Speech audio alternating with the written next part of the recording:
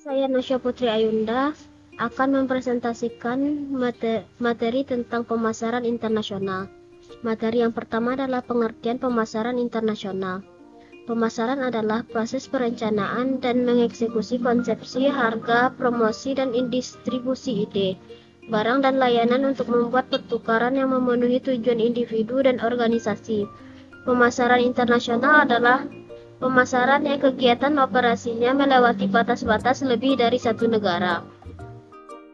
Materi selanjutnya adalah tentang tahap-tahap pemasaran internasional. Yang pertama adalah foreign marketing, di mana perusahaan sudah berhubungan dengan dunia internasional tetapi bukan karena inisiatif atau belum ada usaha sendiri untuk memasarkan ke pasar luar negeri.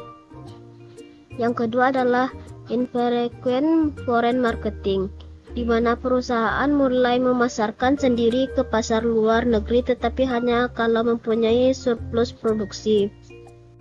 Yang ketiga adalah regular foreign marketing, di mana produsen sudah mempunyai perencanaan untuk memasarkan produknya ke pasar asing, dipasarkan sendiri atau melalui penyalur domestik maupun distributor asing. Yang keempat adalah global marketing operation, di mana produsen benar-benar telah terlibat dengan dunia internasional secara global. Selanjutnya materi tentang manajemen pemasaran internasional. Pemasaran internasional berfungsi mempengaruhi dan dipengaruhi oleh hampir semua aktivitas organisasi lainnya. Manajemen pemasaran internasional meliputi strategi korporasi, strategi bisnis, dan strategi fungsionalnya. Tantangan utama bagi manajer pemasaran perusahaan adalah untuk mengadopsi strategi pemasaran internasional yang mendukung keseluruhan strategi bisnis perusahaan. Strategi bisnis dapat mengambil salah satu dari tiga bentuk: diferensiasi, biaya kepemimpinan, atau fokus. Jadi akan menjelaskan materi selanjutnya, yaitu kebijakan dalam pemasaran internasional. Yang pertama itu kebijakan distribusi dalam pemasaran internasional. Distribusi adalah proses mendapatkan produk dan layanan dari perusahaan ke tangan pelanggan. Yang kedua yaitu kebijakan promosi dalam pemasaran internasional. Dalam perusahaan internasional, promosi menjual produk dan layanan konsumen. Iklan yang merupakan unsur paling penting dalam campuran promosi. Yang ketiga yaitu kebijakan harga dalam pemasaran internasional. Kebijakan harga secara langsung mempengaruhi ukuran pendapatan yang diterima oleh perusahaan. Kebijakan ini berfungsi sebagai senjata strategis penting dengan memungkinkan perusahaan untuk membentuk lingkungan kompetitif dalam melakukan bisnis. Yang keempat yaitu kebijakan produk dalam pemasaran internasional. Keputusan utama kebijakan produk yang dihadapi pemasaran internasional adalah sejauh mana produk perusahaannya harus standar di pasar atau disesuaikan dalam pasar individu. Selanjutnya yaitu sejarah produk Unilever. Unilever adalah perusahaan multinasional yang berkantor pusat di London, Inggris. Unilever mempromosikan makanan, minuman, pembersih, dan juga perawatan tubuh. Unilever adalah produsen barang rumah tangga terbesar ketiga di dunia. Jika didasarkan pada besarnya pendapatan pada tahun 2012, di belakang P&G dan Nestle.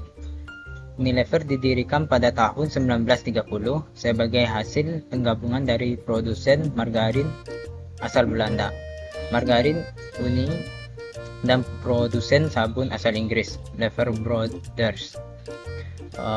Selama paruh kedua dari abad ke-20, Unilever secara signifikan berdiversifikasi ke berbagai bidang bisnis dan juga berekspansi ke berbagai negara. Unilever Indonesia pertama kali didirikan pada tanggal 5 Desember 1933 dengan nama Levers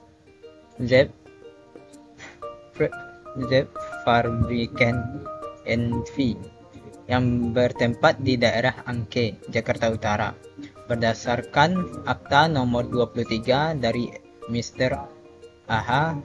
van Ophusen, notaris di Batavia.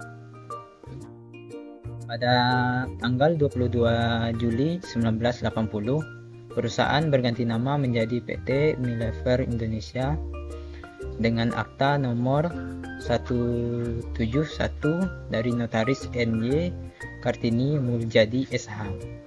Perubahan nama pun kembali terjadi pada tanggal 30 Juni 1997 menjadi PT Unilever Indonesia Tbk dengan Akta nomor 92 Notaris Publik BP Muldofir Hadi SH. Akta ini disetujui oleh Menteri Kehakiman dengan surat keputusan nomor C2 1.01.AT.01.04/TH.98 tanggal 23 Februari 1998 dan diumumkan dalam Berita Negara nomor 2620 tanggal 15 Mei 1998 tambahan nomor 39. Pada tanggal 22 November tahun 2000, Unilever Indonesia mengadakan perjanjian dengan PT Anugrah Indah Pelangi untuk mendirikan perusahaan baru yaitu PT Anugrah Lever atau PT AL yang bergerak di bidang manufaktur, pengembangan, pemasaran, dan penjualan dari kecap, saus cabai, serta saus lainnya seperti Bango dan merek lain di bawah lisensi perusahaan untuk PT AL. Saya Nabila Fiona akan menjelaskan mengenai studi kasus produk Unilever.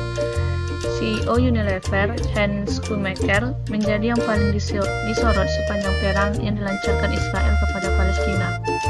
Unilever menjadi salah satu sasaran boikot, mengingat perusahaan ini berhubungan erat dengan Israel. Unilever tetap berkomitmen untuk memasarkan produk-produk mereka, meskipun komunitas global kini menjauhi negara tersebut akibat genosida kepada Palestina.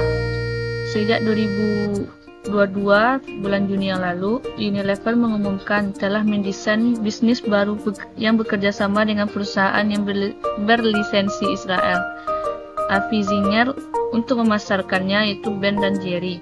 Produk es krim unggulan besutan perusahaan tersebut. CEO Unilever sebelumnya, Alan Job, pernah menegaskan bahwa Unilever berkomitmen penuh kepada Israel.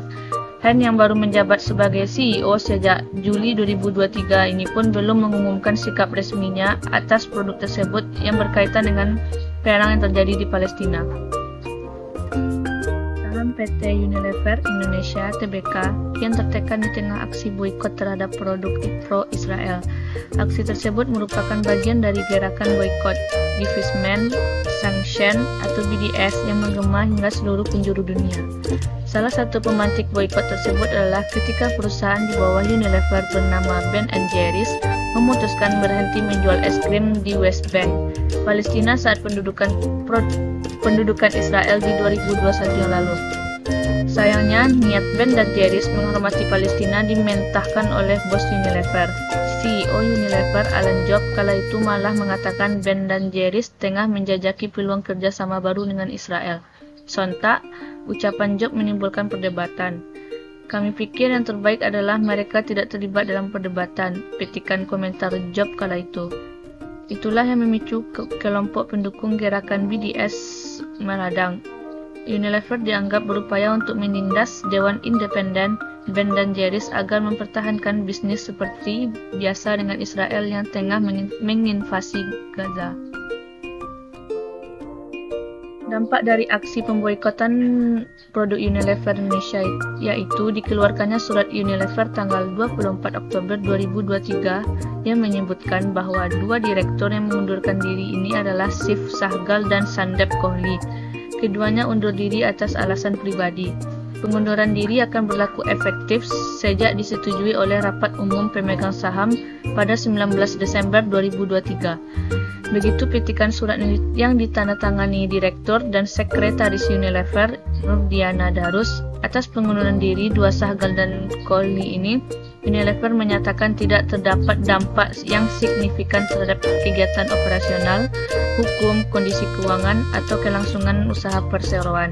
Sebelumnya, brand Unilever jadi sorotan karena dianggap terafiliasi dengan Israel. Di dalam negeri, salah satu merek yang diboikot adalah PT Unilever Indonesia Tbk atau UNVR. Unilever dianggap cenderung mendukung Israel dan tak langsung turut berpartisipasi dalam serangan Gaza selama ini. Unilever pun masuk dalam daftar boikot dan tersebar di berbagai platform media sosial, termasuk di Indonesia.